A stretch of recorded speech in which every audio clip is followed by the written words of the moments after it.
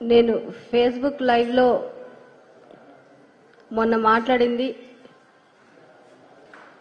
నీళ్ళ గురించి, అది కూడా అధికారులు సరిగ్గా స్పందించడం లేదని మాట్లాడాను.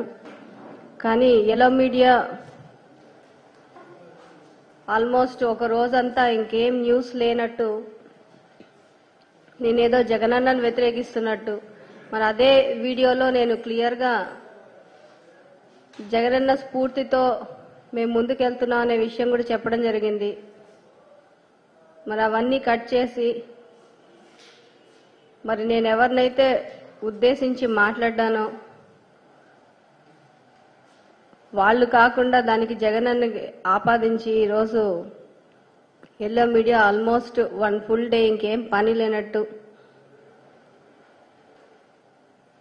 నా మీదే ఫోకస్ పెట్టారు. నేను 2014 ఎలక్షన్స్ కన్నా ముందు జగనన్నని కలిసినప్పుడు ఫస్ట్ ఇంప్రెషనే ఇలాంటి నాయకుడితో మనం ఫ్యూచర్ ఇలాంటి నాయకుడితో నడవాలి. దానికి కారణం ఏంటంటే ఆ రోజు మాతో డిస్కస్ చేసినప్పుడు ఆయన విజన్ ఏంటి, రాష్ట్రంలో ఉన్న పేదవాళ్ళని ఎలా ఆదుకోవాలి, అవన్నీ ఆ రోజు ఫస్ట్ డేనే మాతో డిస్కస్ చేయడం జరిగింది. అది నమ్మే ఈరోజు మేము పార్టీలో ఇన్ని సంవత్సరాలు కూడా ఆయన వెంట నడిచాము. మరి వారి కుటుంబ సభ్యులాగా, ఆయన సొంత చెల్లిలాగా నన్ను చూసుకున్నారు. అదే లైవ్ వీడియో అంటే ఫేస్బుక్ లైవ్ అంటే ఒకసారి లైవ్ ఇచ్చిన తర్వాత దాన్ని మార్చేదేం ఉండదు. మరి ఆ లైవ్ లో నేను ఎవరి గురించి ఏం మాట్లాడానో క్లియర్గా అందరికీ తెలిసినప్పటికీ కూడా అది జగనన్న మీద ఆపాదించి మాట్లాడడం. అలాగే ఈరోజు దళిత మహిళా ఎమ్మెల్యే ప్రశ్నించడమే నేరమా అని చెప్పి ఈనాడు పేపర్లో ఒక టైటిల్ పెట్టారు. నేను ఎవరిని ప్రశ్నించాను అనేది క్లియర్గా రాయాలి. ఎందుకంటే నేను ప్రశ్నించింది, పోరాడుతుంది అధికారులతోనే, జగనన్నతో కాదు.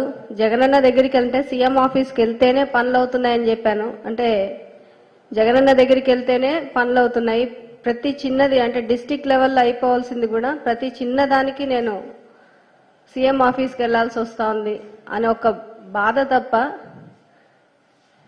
ఒక వారం రోజుల నీళ్ళకు కూడా అధికారులు అడిగితే కుదరదని చెప్పడము, ఇవన్నీ నాకు కొంచెం బాధ అనిపించి నేను మాట్లాడ్డాను. అధికారులు కూడా ఒత్తిళ్లకు లోనవుతా ఉన్నారు. వాళ్ళు ఒత్తిళ్లకు లోనయ్యి అంటే ఏ నియోజకవర్గ ప్రయోజనాల గురించి ఆ ఎమ్మెల్యేలు పోరాడతారు కాబట్టి అదే విధంగా నేను కూడా పోరాడుతా ఉన్నాను. అయితే ప్రతిసారి ఇక్కడి వరకు రావాల్సి వస్తుందని ఒక బాధతో నేను ఆ రోజు ఫేస్బుక్ లైవ్ పెట్టడం జరిగింది. దాన్ని రాద్ధాంతం చేసేసి నేను మొదటిసారి ఇంటరాక్టివ్ సెషన్ అని ఎవరైనా క్వశ్చన్స్ వేస్తే మాట్లాడేలా విధంగా మన సోషల్ మీడియా వాళ్ళతో కూడా వాళ్ళకి ఏమన్నా క్వశ్చన్స్ ఉన్నా మాట్లాడే విధంగా నేను మాట్లాడ్డాను. కొన్ని క్వశ్చన్స్కి ఆన్సర్స్ ఇచ్చాను. అవన్నీ కూడా వక్రీకరించుకుంటూ ఇష్టం వచ్చినట్టు మాట్లాడ్డారు. అసలు నేను జగనన్నని వ్యతిరేకించినట్టు, పార్టీని వదిలిపోతున్నట్టు, అంటే నేను ఏదో పెద్ద ఫ్యూచర్ను ఊహించేసుకొని నేను ఈ పార్టీలో ఏదో చాలా అయిపోవాలన్న ఉద్దేశంతో రాలేదు. కేవలం జగనన్న చెప్పిన పని చేయడం, ప్రజల్ని ఎలా ఆదుకోవాలి, జగనన్న చెప్తే ప్రజలకు తోడుగా మాకొక నియోజకవర్గం అప్పచెప్పారు. ఆ నియోజకవర్గంలో ప్రజలు బాగుపడే విధంగా మేమేం చేయగలం అవి మాత్రమే చేసుకుంటూ వెళ్ళాము.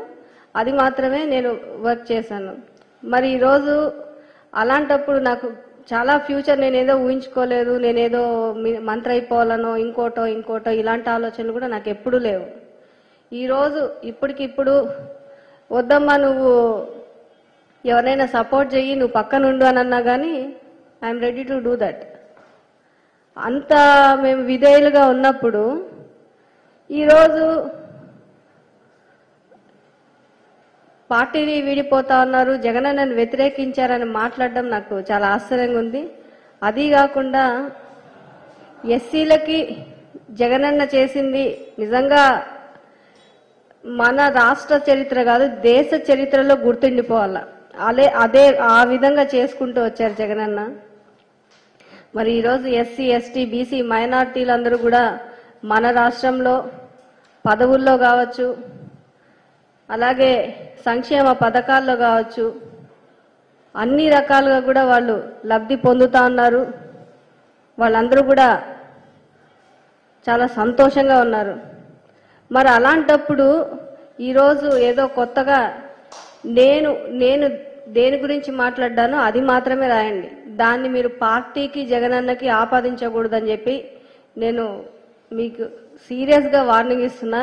దట్టు ఈరోజు నేను ఇంకొకళ్ళు ఇలాగా వచ్చి ఏదన్నా విషయాలు అంటే వాళ్ళ కాన్స్టిట్యున్సీ విషయాలు కావచ్చు, ఏదన్నా విషయాలు ముందుకొచ్చి మాట్లాడడానికి కూడా భయపడే విధంగా, అంటే దాన్ని పెద్ద వైరల్ చేసేదో చాలా పెద్ద తప్పు చేసేస్తారు. అంటే ఓపెన్ గా వచ్చి మాకు ఈ కష్టం ఉంది, నేను మాట్లాడాలనుకుంది, నేను కన్వే చేయాలనుకుంది నా నియోజకవర్గ ప్రజలకి మనం కలిసికట్టుగా పోరాడుకుందామని చెప్పి నా నియోజకవర్గ ప్రజలకు పిలుపునిచ్చా నేను.